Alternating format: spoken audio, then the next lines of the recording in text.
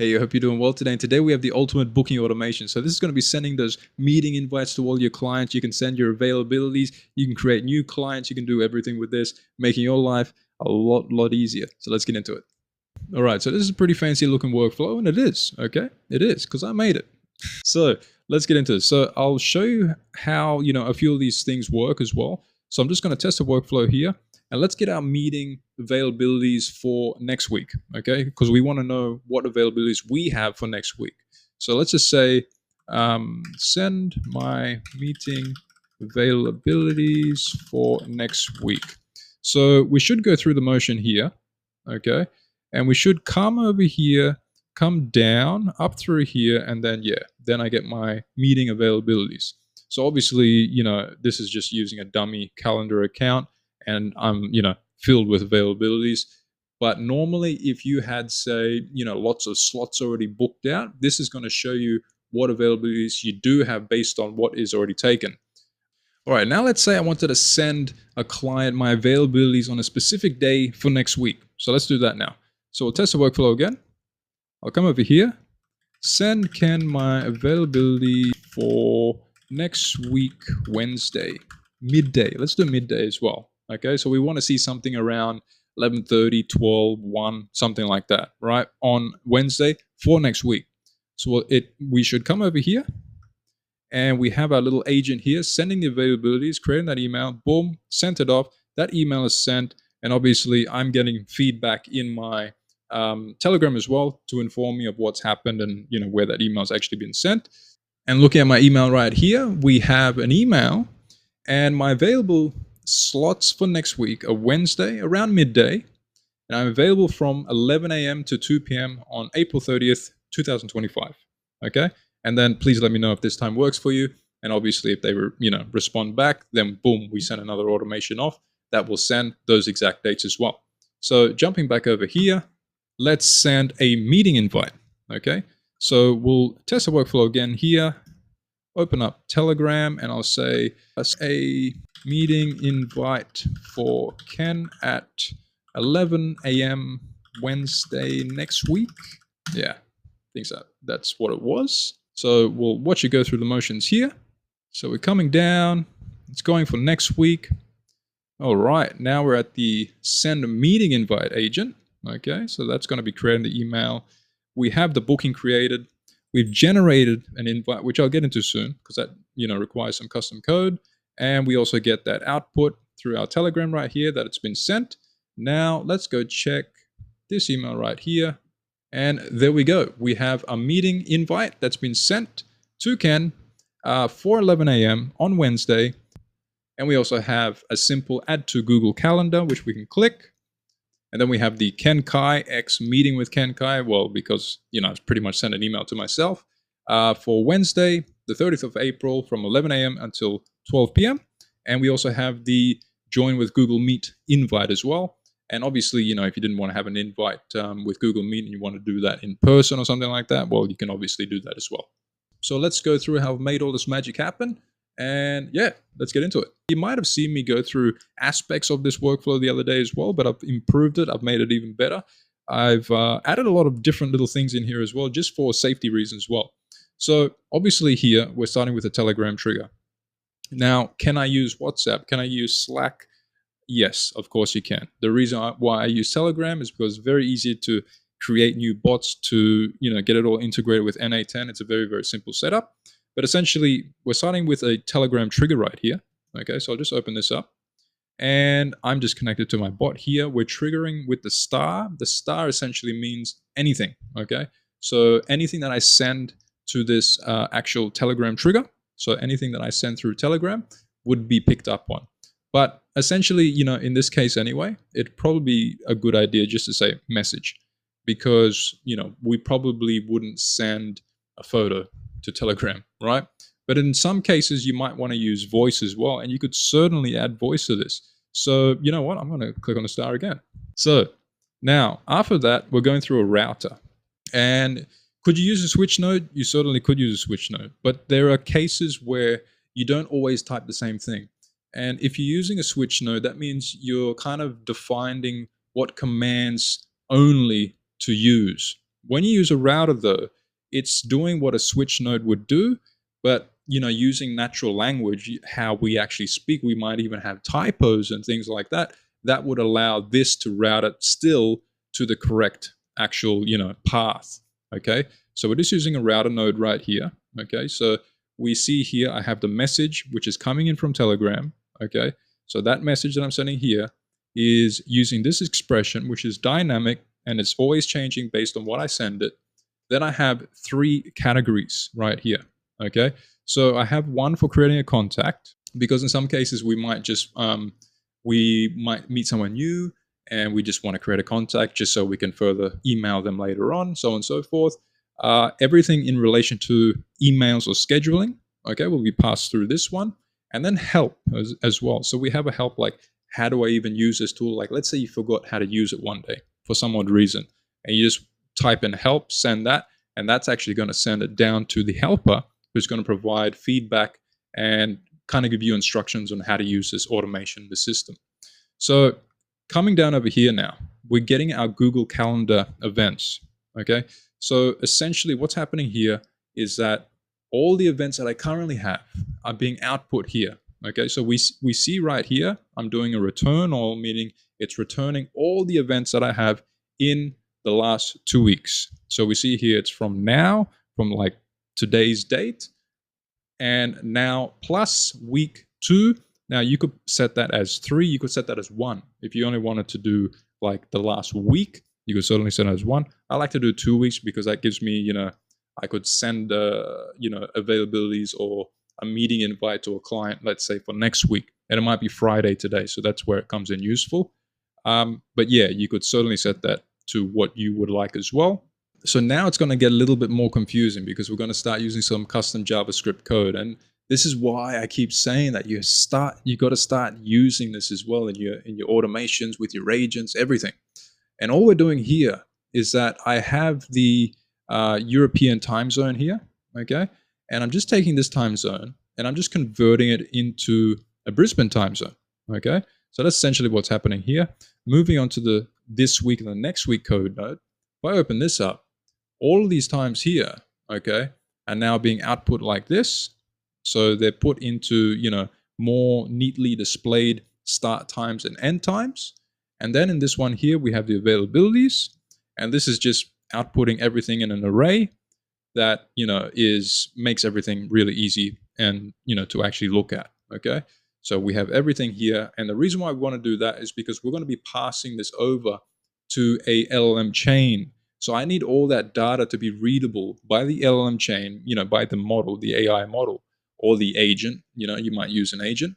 And I want everything to be easily readable, because when I come over now to the week router, okay, well, I'll get over to the availabilities, which will be over here in a sec, but the week router here.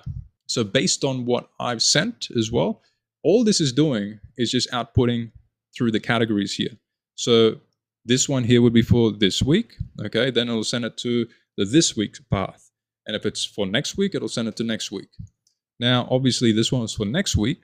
So we can see the LLM chain right here is picking up this information. It sees my initial query, okay? So send a meeting invite for Ken at 11 a.m.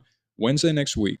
If we now open up this prompt right here, we can see that the instructions here are really simple, okay? All I needed to do is simple. Just create these, output certain text, okay? So really all we're looking at here is only output either send availabilities for next week, or send an email next week, or this requires more information. So in some rare cases, you might, send a request through Telegram that just doesn't make sense.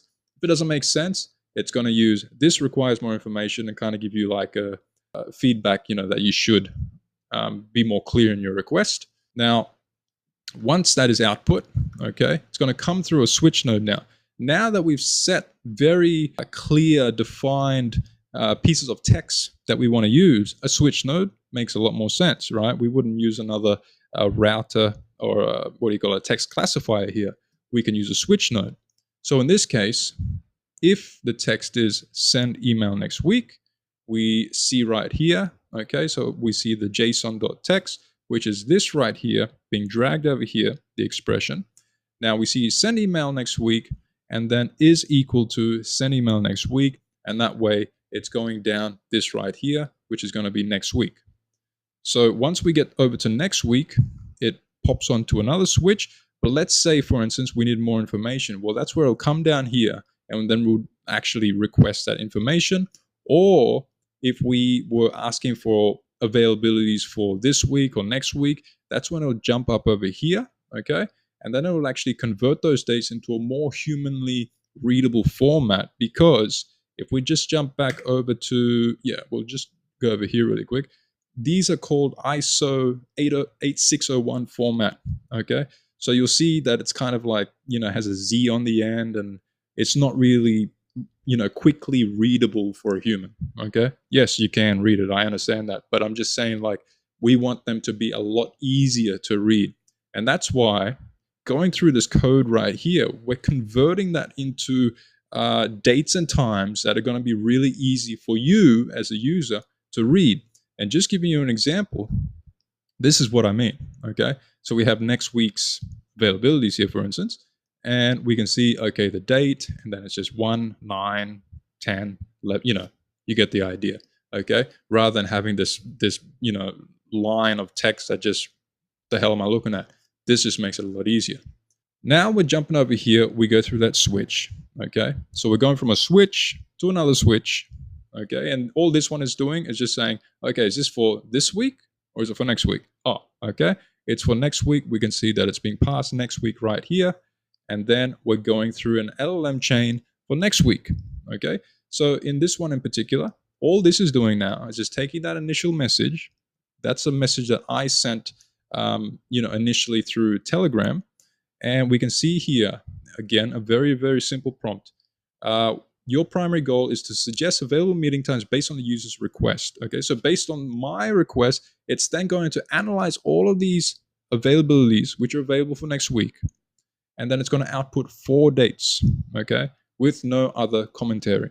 Saying no other commentary is always a good practice to add to your agents as well, or your LLM chains, because sometimes they say, like, extra little things, and you're like, can you just tell me the one thing? I don't need to know anything else, right? I just need that piece of information, that's it. So adding just a simple with no other commentary can actually, get around that problem as well. So that's a little extra tip for you. So jumping back over here now, we're coming up here now to a text classifier, okay?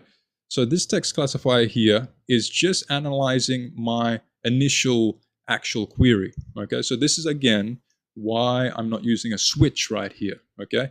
Because it's going to be analyzing my initial query, meaning that, if I change my wording around or anything like that, I don't want to have to set only these words and these commands that it will understand.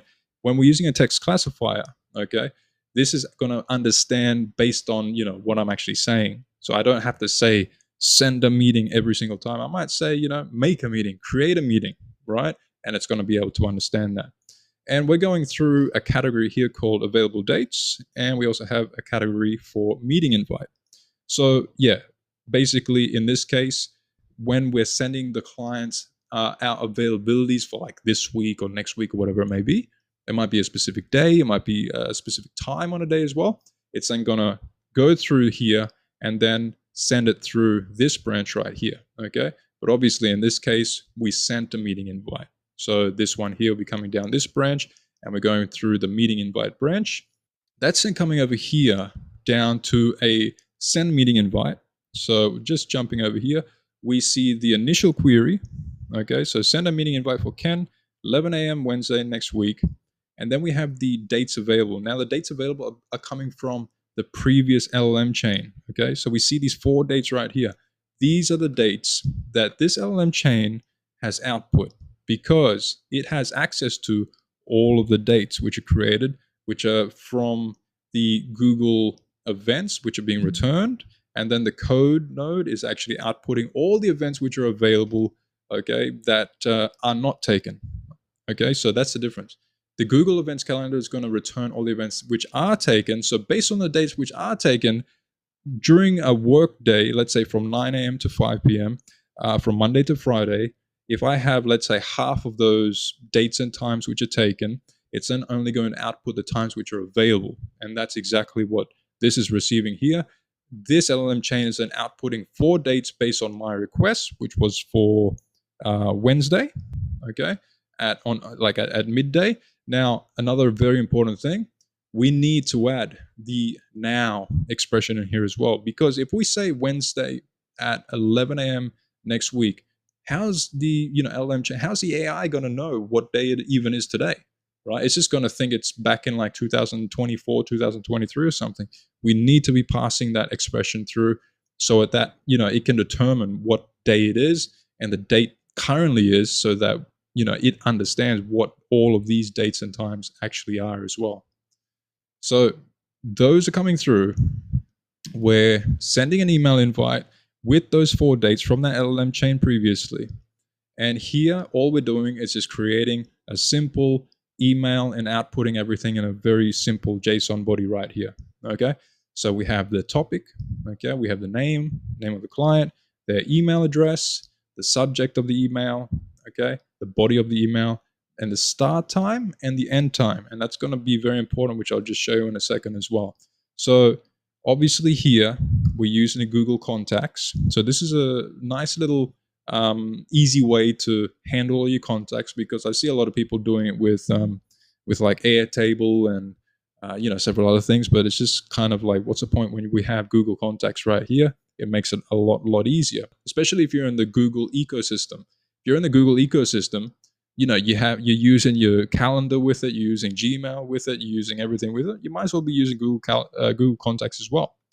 And we just have a structured output parser. So when you're here and you open up your AI agent, we have require specific output format.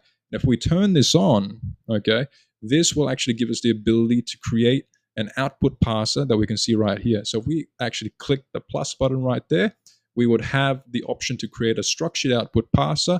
I've just renamed it as parser 2, and that's our actual output, what we're requesting it to output as. Because what's happening here now, okay, so we see the action pass.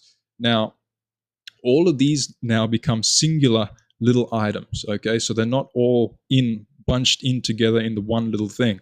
These all become separate, allowing us to extract every field here individually, okay? And that's going to be important, because if we go to the next step, we have the book meeting right here. You see, if everything and all the times in the meeting and the email were all in the one, okay, I wouldn't be able to put the start time here, wouldn't be able to put the end time, the email, the subject. I wouldn't be able to do anything, right? Because everything would be all bunched in the one thing, in the one block of text together. This allows us to now pick out the details that we want. So we have the start time, we have the end time. I then have the description, which is just, where am I taking that from? The subject, okay? It's not really that important. The most important one really is your summary. The summary is kind of like your title, okay? So right here, we just have Ken Kai X meeting with Ken Kai. As I said before, I've sent this to myself, so that's why you see my name twice there. But essentially, in this case, it would be using their name, okay? And we have the conference data. And the conference data, if you click that option, it gives you the option to use Google Meet. And once you create the Google Meet, that will actually output right here as well, the Google Meet, okay? Now, next little code node right here is the generating the invite. So how am I getting that little, I'll just show you again, this little add to Google Calendar, which is then going to, when clicked, it's then going to pre-fill all the information of the event, of the meeting, of the Google invite link, everything to the client, okay? So now they can just click this button, it gets added to their Google Calendar, and boom, they have all the information, they're ready to go, and they get, reminded when this actual meeting is going to happen. So what this actual code here is doing is we're just extracting the data from our book meeting, okay? So we can see it right here, okay? So we're generating that Google Calendar URL, and we have the title, okay? We have the start time, end time, description, and location. Now, the location in this case is not necessarily a physical location, but rather the Google Meet, because we're doing this through, online Zoom calls, Google Meet calls, so on and so forth, okay? And just as a little bit of information on the HTML output here, this one here is creating a hyperlink, okay, which is essentially just taking that Google link and then creating add to Google Calendar right here. And that's why, like I said before, we just see add to Google Calendar. We don't see this messy big link, okay, because the link is like 3 sentences long. It looks really ugly, okay.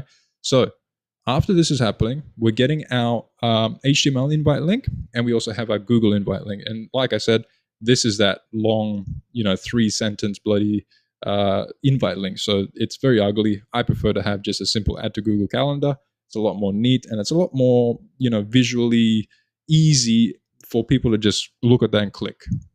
Now, after that, we're sending a email. Okay, so we're sending the email now to the person, right? So I'm just connecting my account with this. Okay, it's to, well, in this case, it's to my email, of course. We're sending that email off. We have the subject. Okay, we have the output as well, and we have this right here. Now, this actual email here is going to be generated from the AI agent previously, okay, who generated the emails and all the times and everything. And it's creating it with HTML format, because when you go through emails, you have to have HTML format so you can have those like spaces between all, like your hi there and then space, and then hope you're doing well, you know what I mean? So when we use HTML, this is going to create all that spacing, that formatting, and that way when someone receives it, it's nicely formatted. And then there's your little add to Google Calendar at the bottom there for them to click. And then after that, all this is doing right here is just essentially giving us back that information that it's sent off and it's successful. Okay, so this is just very, very simple. I've just put, I've sent that email to with the actual email as the as the expression here, because that's going to be changing based on who I'm sending it to. So whoever I'm sending it to at that time, it's not going to be this email here, right? It's going to be based on that person that I've contacted, whoever that person is. And they're not even going to receive that, by the way. This is you receiving it just as feedback, so everything is working as it should be.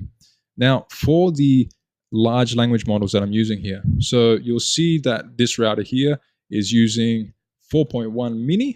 Okay, so we have 4.1 mini here. Across the board, I'm using 4.1 mini, to be honest with you. So there's no real difference among any of the others, to be honest with you. They're all 4.1 mini. I think that is probably your best bet to go with all of this as well. If you do get a little bit worried and you think, okay, I might need a more powerful model, use 4.1. Okay, but in most cases, in all cases, I would say, use 4.1 mini. It's a lot cheaper, it's fast, and it's very, very reliable. Okay, now reliability is absolutely crucial with your automations as well. So I do understand Gemini is fantastic as a model. I code with it all the time. I talk with it all the time. Claude as well. Again, one of my favorites. I use Grok a lot as well. But for the reliability, now we're talking about n8n and the LangChain framework, okay, and how everything interacts together and how they're calling tools and the function calls, okay. ChatGPT, or OpenAI rather, is very, very reliable. I know it's maybe not the funnest of them all in terms of its creative outputs, but reliability factor is there, and that's why I always, use ChatGPT for the models, okay? Now, apart from that, we do have some options here as well for like Zoom, because I do know some people like to do the Zooms. I like to personally be more in the Google ecosystem. I think it is superior to Microsoft. I think it's just a lot easier to work with. It's a lot easier for automations, for literally everything, okay? You'll find with Microsoft as well is that they tend to block a lot of accounts when they're being used by, something like n8n. You got to go in, you got to confirm your account again. It gets annoying really, really fast. With the Google ecosystem just in general, it seems to be, for me anyway, very easy to get everything integrated and very reliable as well. And of course, n8n has a lot of integrations for Google. So it's kind of like, the perfect one to go with, to be honest with you. And Google, it's just great overall. And that's going to be the end of this video. I think it's a very useful automation, especially for someone busy, but also in terms of clients, because a lot of clients that I have are very busy and they need to always be booking meetings, everything like that. And I've found it to be very, very useful for them in their use cases as well. And if you do want to pick up the template, I'm going to be having it in the school community as well. And of course, you're very welcome to pick out one of the various other templates or go through some of the courses and everything like that. But if I don't see you there, hope you have an awesome day, and I'll see you next time.